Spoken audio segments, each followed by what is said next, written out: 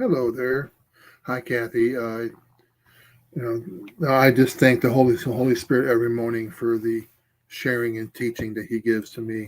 I'm able and I'm honored to be able to share it with the people of God, and that is so well received. I'm truly blessed. So, see, this is a signed copy from Clay Clark I got to talk about yesterday. Um, yeah. All right. Okay, today we're going to read this is the first chapter of Now I See by Vanessa Clark. Today I'm going to read the introduction and chapter 1, and then we'll do one chapter every day until it's finished, and it looks like there are 11 chapters and a short afterword, so we'll get all that in. Introduction. This book is not only about God's miraculous power intervening and changing my family and my life forever, but it is also about learning to hear and recognize that still small voice of God in our lives. Yes, this book is about the miraculous healing that my son received from God, but the story doesn't start with his diagnosis or even with his birth. In order to adequately tell the story of my son's healing, I must begin at the beginning of my life.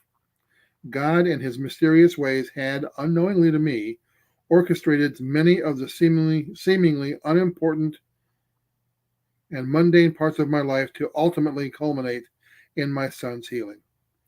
The events he put in motion long before my son was born would change my life and my family's life forever. Like we said about the covenants and the teaching, that each one leads to the next. The things we go through in life strengthen us and prepare us for the things to come. I wholly believe in that. Chapter 1, in the beginning. For I know the plans I have for you, declares the Lord. Jeremiah 29, verse 11. The tension in our home was heavy. It was present so often you would think I would be accustomed to it by now, but that is like getting accustomed to war. It doesn't happen. Even if you get used to the daily reality of war, you always long for the day when peace will reign. Until then, you learn to endure your environment the best you can and hold on to the hope that it can and will get better and the constant fighting will go away. That is the hope that I held on to. I experienced glimpses of it in the constant ebb and flow in my parents' relationship. It seemed cyclical. Even as a young child, I could recognize the predictable, never-ending pattern of nagging, volatile explosions, brief or extended breakups, separations and threats of divorce, followed by the inevitable dramatic reconciliation, which to me only serves to signal the beginning of a new cycle of the same pattern. But who knows? Maybe this time it would be different. Why couldn't they just get along with like other parents? I pondered. Was it really that difficult? I didn't understand. I rationalized that deep down they must enjoy these battles, otherwise they would just stop it. They were, in fact, the ones who controlled this explosive environment. Didn't they know that? I couldn't wait for the moment I could get away from all of them and escape into my bedroom, alone, undisturbed. There wasn't anything to look forward to except escape. That was it, just getting away. The environment I was raised in was not a peaceful one, and yet I was loved by both of my parents. My home was simply filled with strife and unrest, seemingly endless fighting between the two adults who ruled it. Dear Jesus, please help so that my parents will stop fighting. Dear Jesus, please help so that my parents will stop fighting. Dear Jesus, please help so that my parents will stop fighting. Surely at any moment it would stop, but it didn't. Usually not until it had escalated to a point of no return. This would result in one parent moving out as a separation or divorce was pursued. Then some weeks or months later, my parents would make up and start a short-lived time of what I saw as a honeymoon phase before they repeated the same pattern again in a couple of months. That was the way my parents lived their lives. I wondered, why do I have to be a part of it? I looked over at my brother. Like me, he sat unnaturally quiet. We have mastered the art of not speaking, not moving, not doing anything that might upset that tiny amount of peace we longed to hold on to. But let me take you back to where I came into the picture. I was born in San Diego, California on April 26, 1981, the older of two children. From the outside, my family must have looked ideal. A beautiful mother who had appeared in various commercials and television programs, as well as a handsome father who took pride in working hard at his job, taking meticulous care of our yard and flower beds, and who enjoyed working out and taking care of his body. My brother Justin was just 19 months younger than I, and although we had sibling spats from time to time, for the most part we were close to each other. We looked to be the perfect family of four. My mom was striking with blonde hair, big brown eyes, and an outgoing, vivacious personality that could take command of any situation. My father still played flag football from time to time with his friends. He had been a star football player in high school, and I remember my friends telling me that he resembled Sylvester Stallone. I inherited the dark features of my dad, dark brown eyes, and thick dark brown wavy hair. My brother was blond like my mother and had inherited my father's physical prowess, succeeding at every sport that he played, joining traveling and all-star sports teams every year in almost every sport he played: soccer, baseball, basketball, roller hockey, etc. Throughout my young life, I was enrolled in gymnastics, dance, and had competed in local beauty pageants. Outwardly, we appeared financially capable as well. At one point, my parents owned matching red and white BMWs, and at the age of 7, I remember the excitement as our brand new custom home was built, complete with a jacuzzi, which had a built-in waterfall overflowing into our in-ground pool. We also had a half basketball court in our backyard that my brother and dad loved to compete on. My parents were very involved in our lives. My mother always handpicked the schools we would attend, as well as the teachers we would have. When I was young, she would have the neighborhood kids over to play, dressing up and putting on talent shows in our backyard. She loved dolling me up in all the latest styles, whether I was going to school or to a friend's birthday party. I was always dressed up. I remember my dad was always a very dedicated worker, and he instilled in me the importance of a good work ethic. As long as I can remember, he worked nights or third shift and always provided for our family. At the same time, he always made time to practice and even help coach my brother's sports teams.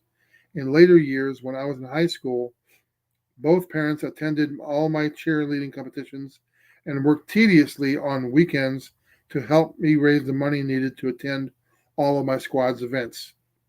I was raised knowing that Jesus Christ had died on the cross for my sins and was my Lord and Savior.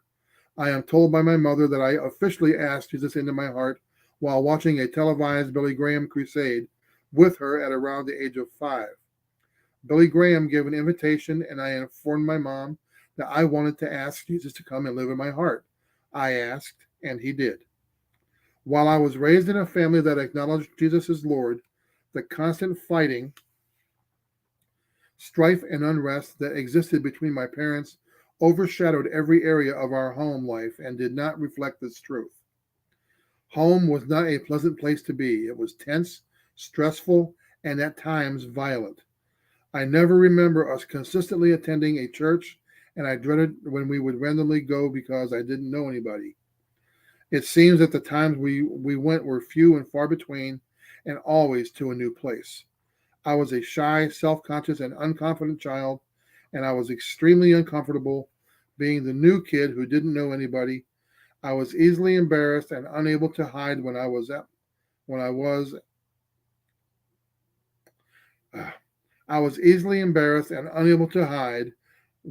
as my entire face would quickly blush to a deep color red.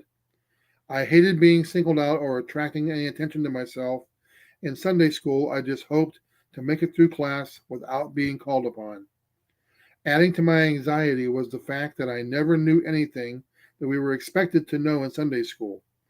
I specifically remember sitting on a wooden chair in a classroom across from a green chalkboard as kids were reciting and singing the books of the Bible. I was so fearful I would be called on. This might not have bothered anybody else, but having the personality of a pleaser, I couldn't bear the thought of being singled out and unable to correctly answer the teacher or to not even know what the class was talking about. I tried my best to avoid being called upon in Sunday school class. Even though we were not church members, Jesus made an impact when he came to live in me. I do have memories of my brother and I being read Bible stories by my parents and being led in prayer before bed. Through the Lord equipping me with an innately trusting and believing spirit, the foundation was laid through these stories, prayers, and my parents' explanation of God's will for me. To understand that Jesus loved and cared about me and could do anything I asked, I was not afraid to approach Jesus in prayer. When I was in the 6th grade, I vividly remember having to locate an important school ID card as an extended school break came to an end. As far as I understood, this card was irreplaceable, and I had already been looking fretfully for it throughout the school break. My room had been torn apart as I looked through the drawers, under piles of papers, and in jacket pockets. I prayed to God as I continued my search. Suddenly, it occurred to me to look through an old purse that hung on the handle of my door. I rifled through it, and there it was, within a pocket inside the purse. God helped me find my card. I was amazed. I still remember the sense of relief washing over me, and the realization hit me that God had answered my prayer. It was a miracle. It had been an insurmountable problem in my 6th grade life, but God had solved it. The other memory of prayer I have is one that I prayed constantly. The exact words were, "Dear Jesus, please help so that my parents will stop fighting." It almost became sort of a game in my mind. I would repeat the prayer over and over and over as my parents fought. Then suddenly there would be a break in the action, and I would think, it worked. Then they would pick up again where they left off, and my prayer would continue. In sharing about my less than ideal home life, my intention is not to be hurtful to either of my parents, who I know both love me. However, I think it is important to let you know how much the atmosphere I was raised in shaped me. To say that my parents could not get along would be an understatement. I cannot express the level of tension and hatred that existed and was communicated in our home. I would at times get physically sick due to the fighting and the stress. My stomach would turn to knots. To this day, my brother and I both are often described as peacekeepers and pleasers. I believe that we adapted these skills due to our home environment. We just wanted the fighting to stop, so whatever we could do to aid in keeping the peace is what we leaned towards. This tendency grew to dominate much of my personality and has been demonstrated throughout my life. For me, confrontation was unpleasant. I always tried to do what I thought was right and would make the people around me happy. It seemed as if my parents were always fighting, and sometimes I wondered if they would ever stop. I would imagine that my parents getting really old and thought, and surely by that time they would be living in peace with one another. I didn't recall seeing a lot of old people fight. Old people seemed to live quiet, peaceful lives. I rationalized that was because they were just too old to fight these all-consuming battles. But as I continued to grow up, the fighting did not stop. My parents fought brutally until they divorced later in life around the time I got married. So after 20 years of marriage and what seemed like constant unrest, my prayer was answered. No more fighting. In the meantime, while my parents remained together, my brother and I grew up, we endured life as we knew it. I was blessed to be exposed to healthy family dynamics, whether it be through the close-knit family of my best friend, who happened to be from a conservative Mormon family with strong values, or a shining example set before me through an aunt and uncle. I knew that our family was not normal, and I desired something different. That's the end of chapter 1. Tomorrow we'll talk about chapter 2, divine appointments.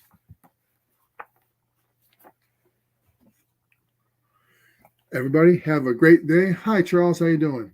You guys have a great day. We love y'all. See you tomorrow morning. Bye-bye.